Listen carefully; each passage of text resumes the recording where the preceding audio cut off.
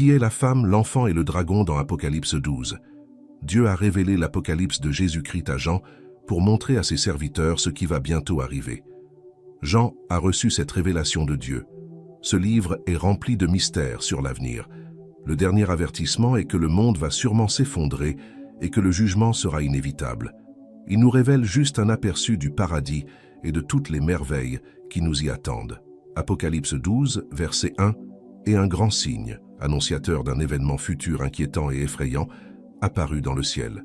Une femme vêtue du soleil, avec la lune sous ses pieds et sur sa tête une couronne de 12 étoiles. C'est le premier des 7 signes que Jean nous révèle et est décrit comme un grand signe, Méga Sémeion. Dans les chapitres 12, 13 et 14 de l'Apocalypse, les principaux personnages de la Grande Tribulation sont décrits, et ce grand signe introduit le premier des 7. Nous lisons une femme vêtue du soleil, parce que Jean a dit clairement « c'est un grand signe ». Nous ne nous attendons pas à ce que cette femme apparaisse littéralement sur terre. Dieu utilisera ce signe pour communiquer quelque chose à Jean et à nous. Nous lisons une femme vêtue de soleil. Cette figure a été associée à une grande variété de concepts religieux à travers l'histoire. Selon le rêve de Joseph, la femme qui était vêtue du soleil devrait être interprétée comme représentant Israël d'un point de vue biblique. Dans le rêve, Jacob était symbolisé par le soleil, Rachel, la mère de Joseph, était représentée par la lune, et les 11 étoiles étaient interprétées comme les enfants d'Israël, qui s'inclinaient devant Joseph. Joseph est maintenant inclus avec les autres tribus d'Israël dans cette constellation composée de 12 étoiles, Genèse 37, verset 9. Mais Joseph eut encore un autre songe, et le raconta à ses frères. Il a également dit « Regardez, j'ai encore rêvé d'un rêve, et cette fois j'ai vu 11 étoiles et le soleil et la lune se prosterner en respect pour moi. » Dans d'autres passages de l'Ancien Testament, Israël, Sion ou Jérusalem sont souvent dépeints comme une femme, Osée 2, versets 19 et 20. « Et je te fiancerai à moi pour toujours. Oui, je vous fiancerai à moi dans la justice et la justice, dans la bonté, la loyauté et la compassion. Je vous fiancerai à moi dans la stabilité et la fidélité. Alors vous saurez, vous reconnaîtrez, vous apprécierez le Seigneur et vous répondrez par un amour fidèle. La femme accouche, Apocalypse 12, verset 2, elle était enceinte et elle cria de douleur, souffrant les douleurs de l'enfantement pour enfanter. Nous lisons « être enceinte » plus tard dans la vidéo. Nous révélerons qui est vraiment cet enfant. Puis un terrible et puissant dragon apparaît. Apocalypse 12, verset 3. Alors un autre signe d'avertissement fut vu dans le ciel. Voici un grand feu de dragon rouge, Satan, avec 7 têtes et 10 cornes. Et sur ces têtes, il y avait 7 couronnes royales, diadèmes. Nous lisons. Un autre signe est apparu dans le ciel. Encore une fois, on nous rappelle que la créature mentionnée dans le texte est un symbole.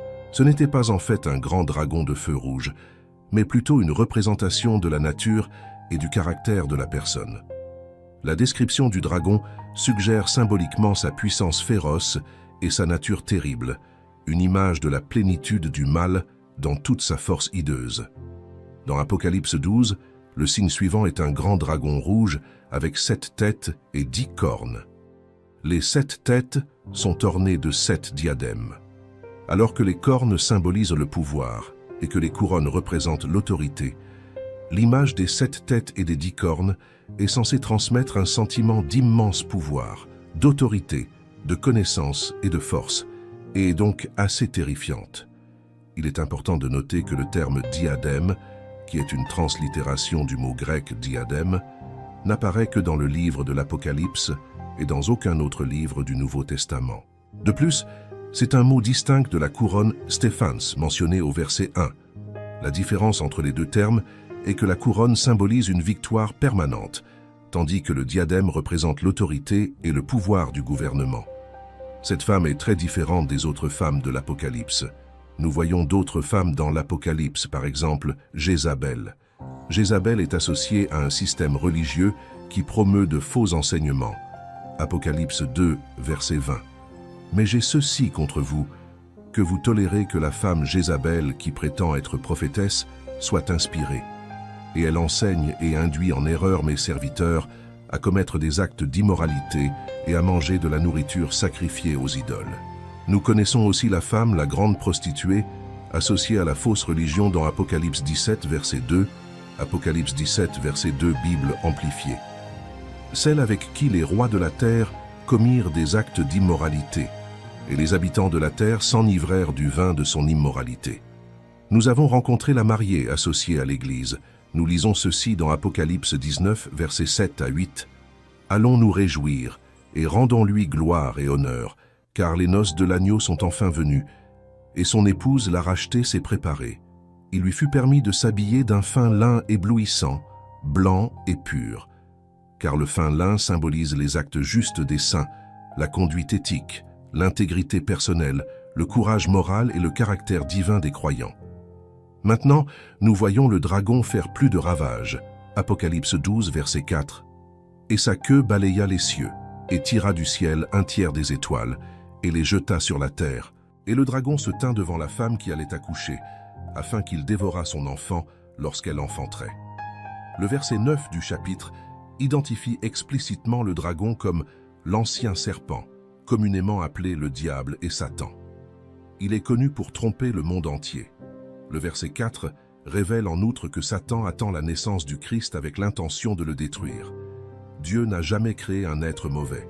Au lieu de cela, il a créé des anges qui l'étaient, capables d'éprouver une joie immense et d'obtenir de grandes distinctions dans leur domaine glorieux. Certains sont restés inébranlables dans leur loyauté envers Dieu, comme Michel et ses anges, mais d'autres se sont rebellés contre le gouvernement des cieux et sont devenus des ennemis implacables de Dieu et de son royaume. Nous lisons « Un enfant mâle qui gouvernerait toutes les nations avec une verge de fer ». Cela fait clairement référence à Jésus-Christ, le Messie qui gouverne le monde avec une verge de fer. Apocalypse 19, verset 15. De sa bouche sort une épée tranchante, sa parole avec laquelle il peut frapper les nations. Et il les gouvernera avec une verge de fer, et il foulera le pressoir de la fureur du Dieu Tout-Puissant dans le jugement du monde. L'effort pour dévorer son enfant a d'abord été accomplie par la tentative d'Hérode de tuer Jésus lorsqu'il était enfant. Elle s'est également accomplie tout au long de la vie de Jésus lorsque Satan l'a attaqué. Matthieu 2, versets 16 à 18. Alors Hérode, voyant qu'il avait été trompé par les mages, se mit en colère, envoya des soldats et tua tous les garçons de Bethléem et de toute cette région, qui avaient 2 ans ou moins, selon la date qu'il avait apprise des mages. Alors s'accomplit ce qui avait été dit par le prophète Jérémie. On entendit à Rama une voix qui pleurait et se lamentait. Rachel pleurant sur ses fils, elle refusait d'être consolée parce qu'ils n'étaient plus. L'enfant, le ministère de Jésus, est décrit par son début et sa fin terrestre. Elle a donné naissance à un enfant qui gouvernera toutes les nations avec une verge de fer, et son enfant a été enlevé à Dieu et à son trône. Bien sûr, la figure représentée dans le passage est Jésus. Par conséquent, la femme mentionnée dans Apocalypse 12, verset 1, ne peut pas symboliser l'Église, car Jésus est celui qui donne naissance à l'Église et non l'inverse. Par conséquent, la femme doit représenter soit Marie, soit Israël, les 2 seules entités qui auraient pu donner naissance à Jésus. Un examen plus approfondi d'Apocalypse 12 révèle que cette femme est en fait Israël et non Marie. Le dragon, Satan, essaie de dévorer l'enfant Jésus, mais Christ est né et enlevé à Dieu et à son trône. Satan essaie de tuer Christ, mais Christ est ressuscité d'entre les morts et monte vers le Père. L'image vitale pour identifier cette femme se trouve dans la description de ses douleurs d'accouchement. Cette image prophétique se trouve à certains endroits dans l'Ancien Testament, Michée 4, versets 9 et 10. « Pourquoi criez-vous d'une voix forte? N'y a-t-il pas de roi parmi vous? Votre conseiller a-t-il péri? Car l'agonie vous a saisi comme une femme en travail, de tordre de douleur et travailler pour enfanter, ô filles de Sion, comme une femme en travail. Pour l'instant, vous devez quitter la ville, vivre à la campagne et aller à Babylone. Là, vous serez secourus. Là, le Seigneur vous rachètera de la main de vos ennemis. » Michée a prophétisé qu'Israël serait emmené captif à Babylone, éprouvant une douleur intense comme celle d'une femme en travail. Cependant, au milieu de leur souffrance, ils seraient sauvés et rachetés par Dieu. Michée a continué à utiliser cette imagerie quelques versets plus tard dans sa prophétie. Selon Michée, La souffrance de la nation continuera jusqu'à ce que le reste apporte la naissance du Messie.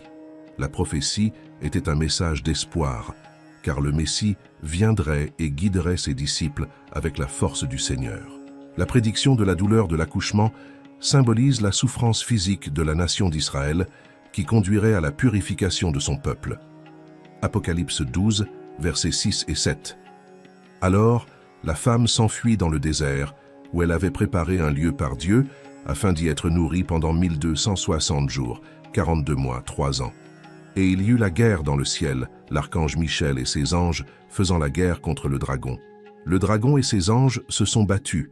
La femme s'enfuit pour se protéger dans un lieu préparé par Dieu. La nation spirituelle, le vrai peuple de Dieu, est préservée pendant 1260 jours. Cela représente une période spécifique caractérisée par l'angoisse, la persécution et la tribulation. Bien qu'il soit attaqué par Satan, le peuple de Dieu est spirituellement en sécurité. On croit généralement que Satan réside en enfer.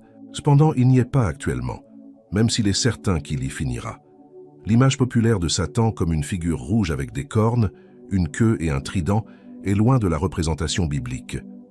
Étonnamment, Satan peut même entrer au ciel, selon Job. Il peut visiter la présence de Dieu. Une bataille eut lieu dans le ciel, où Michel et ses anges combattirent le dragon et ses anges. Le dragon fut vaincu et jeté sur terre, avec ses anges. Apocalypse 12 décrit un conflit spirituel cosmique, où le diable et ses disciples marchent contre le ciel. Malgré ses efforts, le dragon n'a pas réussi dans son combat. L'archange Michel a servi de champion de Dieu et était le commandant général des forces de Dieu. Cela est révélé dans Apocalypse 12, verset 9, Daniel 12, verset 1. Or, au temps de la fin, Michael, le grand prince angélique qui protège les enfants de ton peuple, se lèvera, et il y aura un temps de détresse tel qu'il n'y en a pas eu depuis qu'il y a eu une nation jusqu'à ce temps-là. Mais en ce temps-là, ton peuple, tous ceux qui se trouveront écrits dans le livre de vie seront sauvés. Michel et ses anges réussissent à chasser Satan et ses disciples du ciel vers la terre. La principale façon dont Satan attaque le peuple de Dieu est le blasphème. Il est l'accusateur de nos frères. Apocalypse 12, verset 10. Alors j'entendis une voix forte dans le ciel qui disait « Maintenant est venu le salut, la force, le royaume de notre Dieu et la puissance de son Christ. Car l'accusateur de nos frères a été chassé, celui qui les accusait devant notre Dieu jour et nuit. Satan perdra le conflit. » Apocalypse 12, verset 9. Et le grand dragon fut chassé, le vieux serpent, appelé le diable et Satan, qui séduit le monde entier. Il a été précipité sur la terre, et ses anges ont été précipités avec lui. Jean propose ensuite une stratégie simple que les croyants, au cours des siècles, ont employée pour surmonter les attaques de Satan. Un plan en 3 volets contre les sceaux du diable: la couverture, la confession et le courage. L'effet de la victoire de Christ sur la croix sur Satan et le péché est énoncé au verset 10. Le salut est venu, la puissance est venue. Apocalypse 12, versets 10 à 12. Alors une voix forte se fit entendre dans le ciel, disant « Maintenant le salut est venu, et la force et le royaume de notre Dieu, et la puissance de son Christ, parce que l'accusateur de nos frères a été chassé, qui les a accusés devant notre Dieu jour et nuit. Ils l'ont vaincu par le sang de l'agneau et par la parole de leur témoignage, et ils n'ont pas aimé leur vie jusqu'à la mort. Réjouissez-vous donc, ô cieux, et vous qui y habitez. Malheur à la terre et à la mer, car le diable est descendu vers vous dans une grande colère, sachant qu'il ne lui reste que peu de temps. L'accusateur Satan a été vaincu par la puissance du Christ, démontrée par sa victoire sur la croix. Christ a exercé son autorité et son règne dans son royaume par sa mort et sa résurrection, apportant le salut à tous. Nous ne sommes plus soumis aux accusations de Satan à cause de l'œuvre rédemptrice de Christ sur la croix. Par conséquent, il n'y a plus de condamnation pour ceux qui sont en Jésus-Christ. Romains 8, 1. Les effets de cette expulsion du ciel seront illustrés dans l'Apocalypse. Nous avions besoin de l'œuvre rédemptrice de Christ sur la croix pour vaincre Satan. De plus, nous sommes vaincus par notre témoignage, mais malheur à la terre, car Satan est en colère et sait que son temps est court. Cependant, le temps de Satan est compté. Comme le plan de Satan pour détruire le Christ a été contrecarré, Satan tourne son attention vers la femme. Apocalypse 12, versets 13 à 17. Quand le dragon vit qu'il avait été jeté à terre, il persécuta la femme qui avait donné naissance à son fils. Mais la femme reçut les 2 ailes du grand aigle, afin qu'elle puisse voler dans le désert jusqu'à sa place, où elle est soutenue pendant un temps, des temps et un demi-temps, loin de la présence du serpent. Et le serpent jeta de sa bouche de l'eau comme un fleuve après la femme, afin qu'elle fût emportée par le fleuve. Mais la terre aida la femme, et la terre ouvrit la bouche et engloutit le fleuve que le dragon avait jeté hors de sa bouche. Alors le dragon se mit en colère contre la femme et alla faire la guerre au reste de sa descendance, ceux qui gardent les commandements de Dieu et ont le témoignage de Jésus, et y sont restés fermes. Plus tôt, il nous a été dit au verset 6 que la femme s'enfuirait dans le désert pour se protéger pendant les périodes de tribulation. Le verset 7 reprend cette idée après avoir noté l'effet de la victoire de Christ sur Satan. Satan cherche à attaquer, cependant la femme reçut les 2 ailes du grand aigle pour voler dans le désert pour se protéger, pendant un temps, des fois, et la moitié d'un temps. Être porté sur les ailes d'un aigle nous rappelle comment les Israélites ont été sauvés dans le désert. Exode 19, verset 4. « Vous avez vu ce que je vous ai fait, et comment je vous ai porté sur des ailes d'aigle et vous ai ramené à moi. » Satan essaie inlassablement de détruire les vrais disciples de Dieu, mais ses efforts sont vains, comme l'indique le verset 16. Cependant, son échec ne fait qu'alimenter sa colère et l'amène à se concentrer sur les autres croyants qui respectent les commandements de Dieu et maintiennent le témoignage de Jésus, comme mentionné au verset 17. Cela révèle l'attitude hostile de Satan envers ceux qui croient en Jésus. Le chapitre nous fournit une chronologie de ces événements. La femme représente le reste d'Israël qui reste fidèle au Seigneur et donne naissance au Christ. Satan attaque la femme, mais elle est protégée. Il ne reste plus qu'à Satan de prendre son attaque. Il fera la guerre au reste de sa progéniture. Au chapitre 13, nous verrons comment Satan prévoit de cibler l'Église à l'avenir. Malgré ses tentatives pour vaincre Christ, Satan n'a pas réussi. Leur prochaine étape est d'attaquer l'Église, en particulier ceux qui gardent les commandements de Dieu et détiennent le témoignage de Jésus. Face à ces événements révélés dans l'Apocalypse, l'ampleur de la bataille spirituelle qui s'est déroulée tout au long de l'histoire de l'humanité est évidente, culminant dans les événements finaux qui déterminent la victoire définitive du Christ sur le mal. Le récit de l'Apocalypse ne décrit pas seulement les conflits cosmiques et terrestres, mais offre également de l'espoir et une direction aux fidèles. Au milieu de l'adversité, la protection divine accordée à la femme, qui symbolise Israël, et la défaite de Satan renforcent la promesse de Dieu de préservation et de rédemption pour son peuple. Cette section de l'Apocalypse, pleine de symbolisme et de prophéties, encourage les croyants à rester fermes dans la foi, conscients que si la bataille entre le bien et le mal se poursuit, l'issue est déjà déterminée. La victoire du Christ sur la croix et sa résurrection ne sont pas seulement des événements historiques, mais le fondement de l'espérance chrétienne qui transcende les tribulations de ce monde. L'assurance que Satan sera définitivement vaincu et que les fidèles seront éternellement sauvés est un appel à un engagement inébranlable envers les enseignements de Jésus et à vivre en conformité avec les commandements de Dieu. Ainsi, alors que nous attendons l'accomplissement final de toutes choses, que nos cœurs soient remplis de gratitude pour la victoire assurée en Jésus-Christ, comme lumière dans ce monde, jusqu'à ce que nous puissions enfin être témoins de la plénitude du royaume de Dieu, où il n'y aura plus de douleur, plus de pleurs, plus de souffrance, et où Dieu essuiera toute larme des yeux de ses enfants. Puissions-nous toujours être prêts, en gardant notre lampe allumée, car notre rédemption approche. Et aujourd'hui, si vous êtes fatigué de vivre une vie sans Christ, je veux vous adresser une invitation aimante. Commencez une nouvelle vie avec juste une petite attitude qui peut transformer votre vie pour toujours. Commentaire ci-dessous. Je t'accepte, Seigneur Jésus, comme mon seul et suffisant Seigneur et Sauveur de ma vie. À la prochaine fois. Vous cherchez la prospérité et l'épanouissement dans tous les domaines de votre vie. Je veux apprendre comment la foi et la sagesse biblique peuvent transformer votre relation avec l'argent et vous conduire vers une vie plus prospère. Le livre « Prospérité avec Dieu vous fournira un guide inspirant et pratique pour entreprendre un voyage vers une véritable richesse. Découvrez comment renforcer votre foi en Dieu et la mettre en action, atteignant la satisfaction, le succès financier et une vie abondante. Cliquez sur le lien dans les commentaires et plongez dans ce livre rempli d'enseignements précieux. Préparez-vous à une lecture transformative qui vous guidera vers une vie de prospérité basée sur votre connexion avec le Créateur. Ne manquez pas cette opportunité de découvrir le véritable sens de la prospérité.